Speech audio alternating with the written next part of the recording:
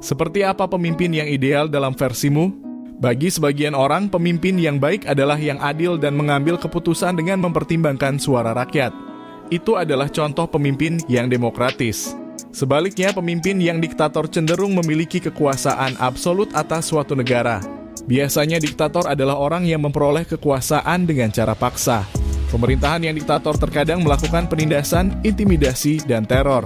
Kira-kira siapa pemimpin diktator yang terkenal paling kejam sepanjang sejarah dan apa yang telah mereka lakukan saat masih berkuasa?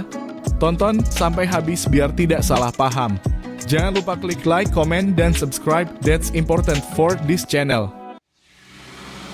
1. Fidel Alejandro Castro Ruz, Perdana Menteri Kuba yang menjabat dari tahun 1959 hingga 1976 dan presiden sejak tahun 1976 hingga 2008 adalah sosok pemimpin yang kontroversial. Bagi para pendukungnya, ia dianggap sebagai sosok revolusioner yang memperjuangkan anti-imperialisme, sosialisme, kemanusiaan, dan lingkungan.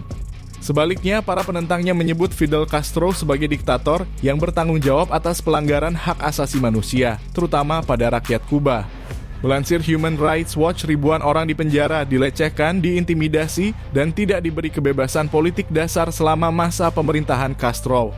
Menurut Erika Guevara Rosas, pengacara hak asasi manusia berkebangsaan Meksiko dan Amerika, banyak orang dipenjarakan karena menggunakan hak mereka dalam berserikat dan kebebasan berekspresi.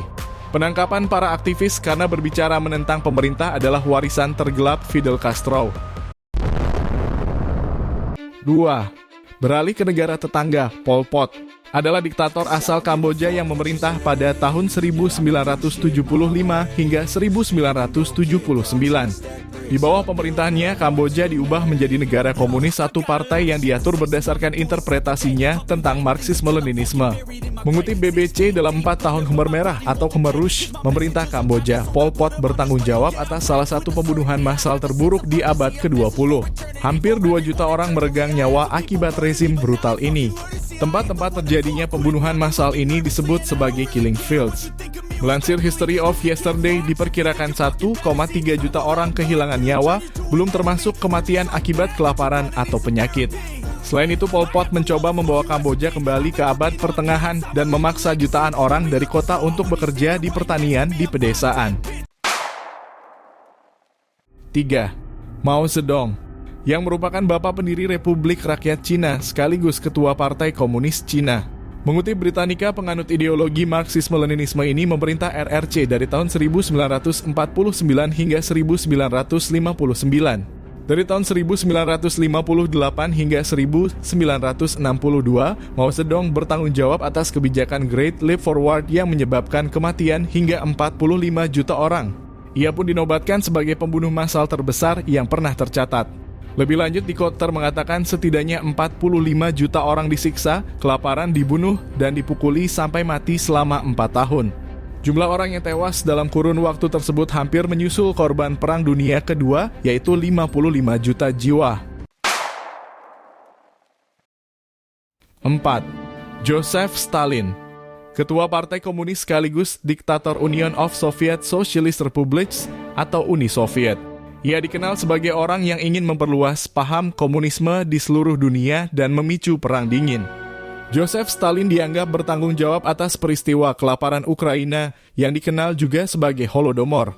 Pada puncak kelaparan di tahun 1932 hingga 1933, orang-orang berkeliaran dan putus asa mencari sesuatu untuk dimakan.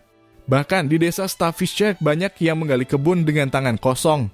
Peristiwa ini telah merenggut nyawa 3,9 juta orang atau sekitar 13% dari total populasi.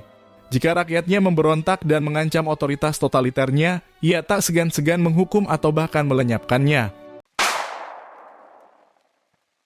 5. Robert Mugabe, revolusioner dan politikus yang menjabat sebagai Perdana Menteri Zimbabwe pada tahun 1980 hingga 1987 dan menjadi presiden pada tahun 1987 hingga 2017.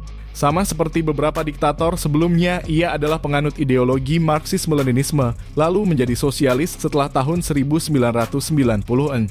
Bagi sebagian orang, ia adalah pahlawan revolusioner yang melawan penindasan rasial serta menentang imperialisme dan neokolonialisme Barat.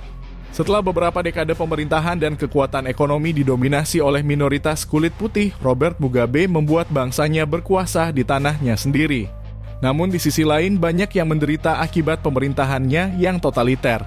Tentara membunuh 20 juta orang debele, baik pria, wanita, bahkan penyandang disabilitas karena tidak bisa berbicara bahasa Shona. Selain itu, Robert Mugabe mendorong korupsi yang membuat perekonomian Zimbabwe hancur, yang berujung pada kemiskinan, pengangguran, dan menyebabkan jutaan orang bermigrasi ke negara lain untuk mencari kehidupan yang lebih baik. Bahkan saat rakyatnya dilanda penyakit, ia menolak mengeluarkan uang untuk membeli obat-obatan. 6. Kim Jong-un. Siapa sih yang tidak kenal Kim Jong-un? Ia adalah pemimpin tertinggi Korea Utara alias Supreme Leader sejak tahun 2011. Secara turun-temurun keluarga Kim, mulai dari Kim Dwa-sang, Kim Jong-il dan dirinya, telah memerintah Korea Utara sejak tahun 1948. 3 generasi keluarga Kim memerintah dengan otoritas mutlak, melakukan represi, dan menyalahgunakan kekuatan militer. Namun Korea Utara tetaplah negara miskin karena sebagian besar kekayaan negara dinikmati oleh keluarganya. Selain itu, sebagian besar dana negara dialokasikan untuk nuklir, rudal, dan keperluan militer lain. Korea Utara diperkirakan telah menghabiskan 620 juta dolar untuk program senjata nuklir di tahun 2019 seperti yang diungkapkan oleh International Campaign to Abolish Nuclear Weapons.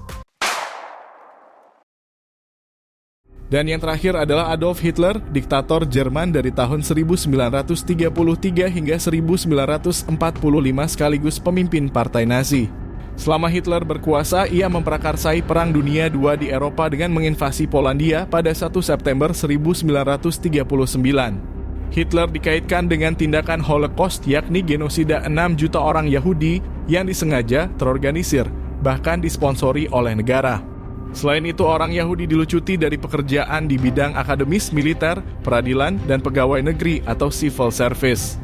Bahkan, sinagoga atau rumah ibadah Yahudi dikotori dan dibakar serta bisnis orang Yahudi ditutup paksa.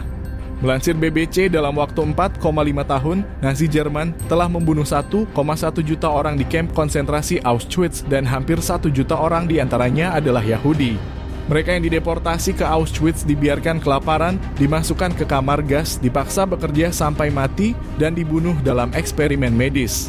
Nah, itulah beberapa diktator terkejam sepanjang sejarah. Semoga tidak ada lagi pemimpin yang tidak manusiawi seperti itu. Bersyukur kita hidup di negara Indonesia. Walau belum sejahtera, setidaknya kita bisa menikmati hidup dengan rasa nyaman. Kirim di kolom komentar jika ada sejarah lain yang Anda inginkan.